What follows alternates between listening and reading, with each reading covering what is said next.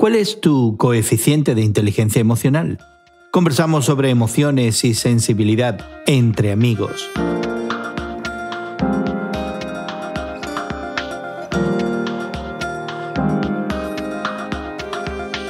Gracias por acompañarnos entre amigos, esta conversación semanal sobre la fe cristiana y el mundo contemporáneo con tu amigo Gerson García.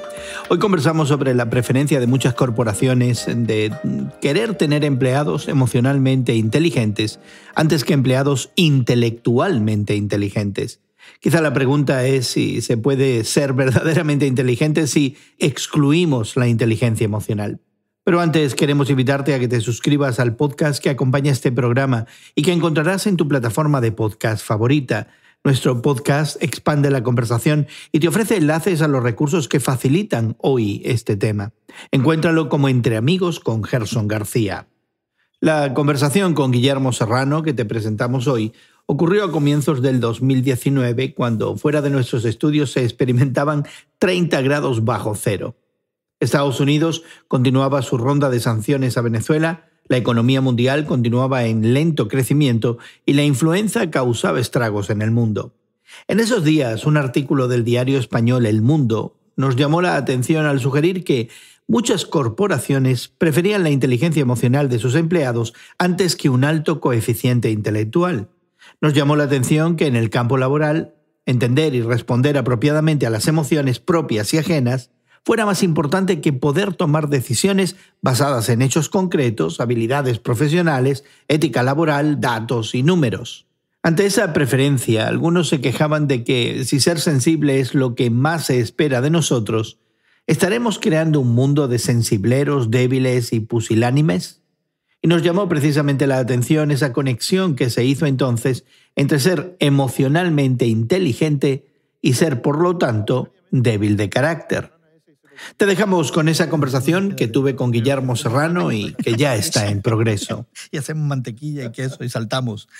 Así es, no nos queda de otra. Bueno, te encuentras entre amigos conversando Guillermo Serrano y tu servidor Gerson García acerca de unos temas que nos llaman la atención, nos parecen interesantes y lo hacemos desde la perspectiva de la fe cristiana.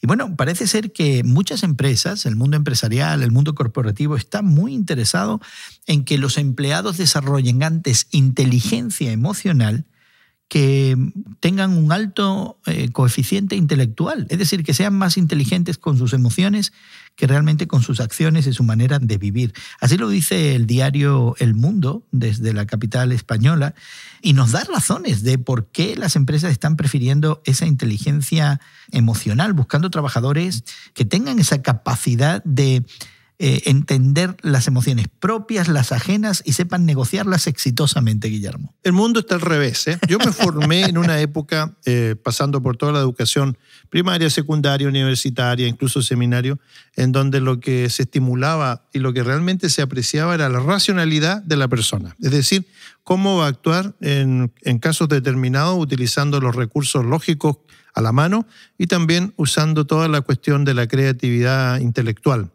Las emociones no contaban para nada. Es decir, mientras más frío, mientras más sobrio una persona fuera, especialmente en casos de relaciones con las demás personas, lo mejor que uno sería evaluado. Y hoy día el péndulo va para el otro lado. Es decir, una persona puede ser completamente redonda en términos de su conocimiento de muchas cosas, pero si es una persona que muestra su afectividad, que muestra sus emociones, que de alguna manera muestra empatía en su lugar de trabajo, puede tener un puesto asegurado. Y eso a mí me cuesta todavía entenderlo. No, pero Guillermo, si uno presta atención al reporte del Mundo, la razón que genera todo esto es la insensitividad que hemos visto en algunos profesionales, que ya se ha convertido en algo proverbial. Por ejemplo, los profesionales de la salud.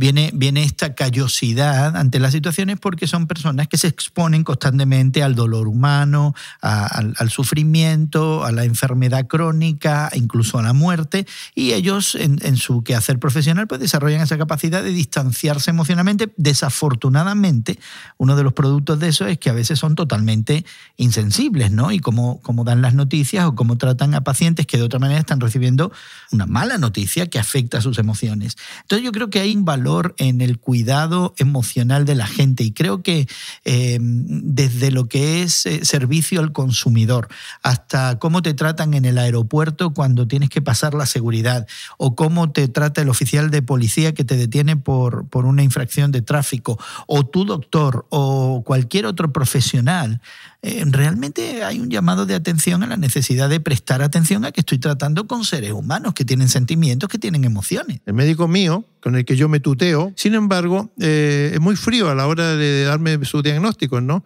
Una píldora que yo tomo para controlar el colesterol y toda esa cuestión, que yo en mi ingenuidad le pregunto, hace 10 años de esto, le digo, y doctor, ¿hasta cuándo tengo que tomar esta pastilla? Y él me dice, hasta que te mueras. Así. Y como sigas como vas, no vas a durar mucho. Así que no compres demasiadas pastillas. Yo hubiera esperado de mi doctor que me pusiera la mano en el hombro y me dijera, Guillermo, mira las cosas. ¿Y por qué esperabas eso, Guillermo? Porque realmente, fíjate, yo estoy pensando particularmente en los Estados Unidos y puede que ya sea la realidad en algunos otros países del mundo occidental donde la medicina, por ejemplo, está privatizada.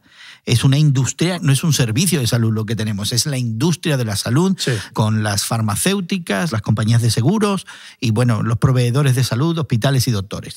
Cuando tú llegas a una industria vienes a tener un servicio, no necesariamente un trato diferente. ¿Por qué tú esperabas esa conexión de alguna manera emocional y que se consideraran tus emociones? Probablemente tiene que ver con el hecho de que cuando uno está desnudo ante un médico, está realmente sin ningún tipo de defensa y uno espera algún tipo de actitud humana, no solamente mecánica. Y es una actitud que en un sentido refleja nuestra propia vulnerabilidad, nuestra condición realmente sin defensa, y uno espera alguna palabra de estímulo, de aliento, de lo que sea, ¿no? Yo pienso que es muy humana esta actitud y yo no me encuentro al margen de la humanidad en este aspecto. Pero por otro lado, quiero entender en forma racional que los médicos, enfermeras, la gente de la salud está más preocupada por los síntomas y cómo tratarlos que realmente de la otra parte, ¿no? Y aunque hemos hablado de los profesionales de la salud, no se limita a ello. Quizás lo mismo sucedería cuando necesitas asistencia legal o cuando necesitas educación o cualquier otro servicio que a veces no se te rinde de la mejor manera o no se te considera con esa dimensión. Por otro lado, creo que el peligro que tú apuntabas al principio era esta idea de que esta supersensitividad, hipersensitividad hacia los sentimientos del otro puede crear toda una generación de pusilánimes, de gente que son tan sensibles. Muy débiles. Sí, que son débiles, no tienen espina dorsal ni carácter. Claro. Y creo que ahí es donde algunos de nosotros pudiéramos ver el peligro de todo esto. Sí, cuando se juega con las emociones, ese es el riesgo, tengo la impresión yo, porque ahí la persona ya no está actuando sobre una base de inteligencia promedio, sino más bien poniendo sus emociones al principio de todas las cosas. Y esto puede reflejarse a veces en el fracaso laboral, en el fracaso de relaciones humanas, en donde la persona hace de sus sentimientos los jueces que tienen que determinar muchas de sus actitudes. En este aspecto, ahí entramos en un terreno complicado cuando hablamos, por ejemplo, de la comunicación del Evangelio, que viene escrito y más o menos sugerido en las páginas de la Biblia, cuando el Evangelio de Juan plantea el hecho de que la fe es una cuestión racional, es decir, habla de que nosotros tenemos una promesa que se basa en la fe, pero donde estas promesas entran a través del entendimiento. Del oír. El oír la palabra, entenderla. Exacto. Pero también, Guillermo, en el Evangelio vemos a Jesucristo tocando a los enfermos. Exactamente. Sí. Hay una acción física y concreta y de servicio específico, pero hay también un acompañamiento y en algunos casos la validación del individuo, sí, y particularmente de aquellos que nadie quería. Es decir, en Jesucristo se dan las dos cosas. Sí hay un apelativo y un llamado, aquí tienes verdades objetivas acerca de Dios, acerca de quién yo soy, decía Jesús, y tienes que responder de alguna manera ante eso a nivel personal. Pero también estaba la dimensión de conexión emocional con aquella persona, por ejemplo, que llega a los pies de Jesús y le lava los pies con perfume y se los seca con sus propios cabellos. Eso es algo muy íntimo, muy personal, y con sus lágrimas estaba lavando los pies. Es decir, había una muestra de emociones que Jesús valida y confirma, y de pronto esa historia trasciende generaciones y ahora la estamos compartiendo 2000 años después. Pero cuesta entender eso y también cuesta llevarlo a la práctica, en el sentido de que uno tampoco quiere alimentar falsas expectaciones o ilusiones de las personas que están a lo mejor pasando por un trance difícil, ¿no? Complicado en su vida, ya sea con su salud, con cuestiones legales o con cuestiones económicas. Yo he sido testigo de personas que han ido a la quiebra económica. He sido testigo de cómo estas personas quedan completamente destruidas porque la fuente de su seguridad, la garantía de su seguridad ya no existe más. Lo he visto, es decir, en la forma como se visten después, cómo tienen que tomar transporte público. O sea, es una calamidad que realmente impresiona. También sucede en el campo de las emociones, de la salud y todo ese tipo de cosas. Así es que esta intencionalidad de las compañías de buscar personas que muestren algún tipo de emoción, yo pienso que a lo mejor es una cuestión correcta, pero el riesgo está en que creamos una generación a lo mejor de gente muy débil, ¿no? Así es. ¿Y qué aprenderíamos entonces de esa actitud de Jesucristo, ¿no? De esa atención a lo físico, a la realidad material, a la provisión de alimentos, a la provisión de salud, a la provisión de la habilidad de poder funcionar en la sociedad? Porque cuando Jesucristo sanaba a una persona paralítica, entre otras cosas, también la capacitaba para que esa persona ahora entrara en la fuerza laboral y no dependiera de la beneficencia del público, de la gente. Entonces, eso en acompañamiento a la atención de aquel que se sentía quebrantado de corazón, que se sentía dañado emocionalmente, y también había esa sanidad. Y nosotros no tenemos esa visión interna que nos cuenta el Evangelio que Jesús tenía de que conocía el corazón del ser humano. Nosotros vemos por fuerita. ¿Cómo debemos actuar entonces? Bueno, hay una cuestión moral también en cuanto al hecho de la sanidad, y es que Jesucristo tiene una frase específica en un caso cuando le dice vete y no peques más. Es decir, hay una necesidad también de cambiar el estilo de vida, de girar en cuanto a la dirección que llevaba la vida y hacer otras cosas que sean nobles, que sean positivas. Es decir, hay este énfasis también. Y esta es la parte que más cuesta, yo diría, conciliar o reconciliar en el ser humano.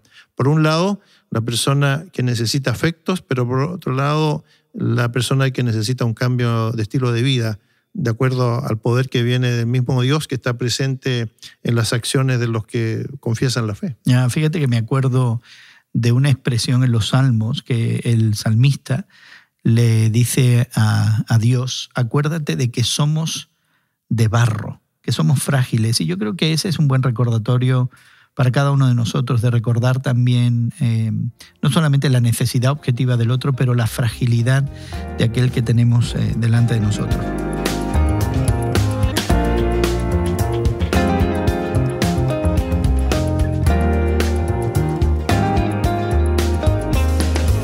Y así concluyó esta conversación entre amigos que tuvimos a comienzos del 2019. Queremos invitarte a que explores más esta sensibilidad que nos da la inteligencia emocional para ver las necesidades del prójimo y hacer algo al respecto.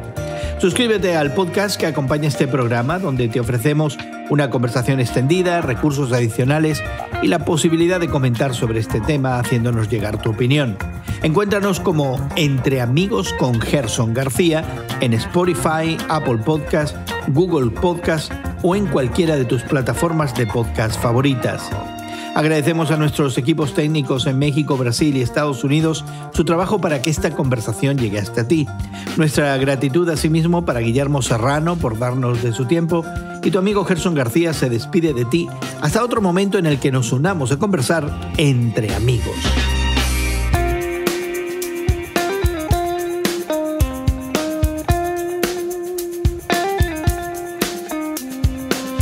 Entre Amigos es producido por Eventual Media y distribuido por Radio Moody para ministerioreforma.com.